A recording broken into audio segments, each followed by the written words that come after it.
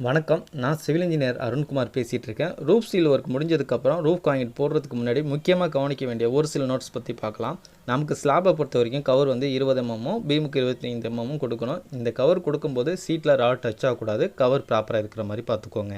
ஒருவேளை கவர் இல்லைனா ராடு கரோடாகி ஃப்யூச்சரில் சீலிங் பொறிஞ்சு கொட்டிடும்.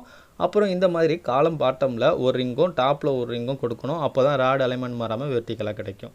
அடுத்து பார்த்தீங்கன்னா காலமுக்கு லேப்பிங்லேருந்து கரெக்டாக இருக்கான்னு பார்த்துட்டு லேப்பிங் ராடு கொடுக்குற மாதிரி இருக்கும். சைடு ஷட்டரிங் பொறுத்த வரைக்கும் அவுட்டர் லைன் நமக்கு ஸ்ட்ரைட்டாக இருக்கிற மாதிரி செக் பண்ணிக்கணும். அந்த ஷட்டரிங் அவுட் ஆகாத மாதிரி கட்டுக்கம்பி போட்டு கட்டிடணும். இந்த மாதிரி சங்கன் ஸ்லாப் வந்துச்சுன்னா அதுக்கும் சைடு வச்சு ரெடி பண்ணிக்கணும்.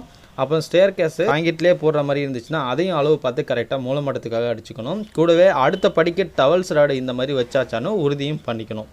எலக்ட்ரிக்கல் ஃபேன் லைட் பாக்ஸ் வர இடத்துல கார்ட்போர்டு வச்சுக்கிட்டா சிமெண்ட் பால் போய் அடிச்சிக்காமல் இருக்கும். இந்த விஷயங்கள்லாம் செக் பண்ணிக்கிட்டா எந்த பிரச்சனையும் வராது. லாஸ்ட் வீடியோஸில் பார்த்தீங்கன்னா ரூஃபுக்கு கம்பி கட்டும் போது எந்த மாதிரி இருக்கணும்னு சொல்லியிருப்பேன். நாங்கள் அந்த மாதிரி கன்சல்டேஷன் முறையில் பில்டிங்கோட அனைத்து வேலைகளையும் குவாலிட்டியில் எந்த ஒரு காம்ப்ரமைஸும் பண்ணாமல் எடுத்து போயிட்டுருக்கோம். உங்களுக்கு இந்த கன்சல்டேஷன் சர்வீஸ் தேவைப்பட்டுச்சுன்னா டிஸ்பிளேயில் தெரிகிற நம்பருக்கு கான்டாக்ட் பண்ணுங்கள். நன்றி, வணக்கம்.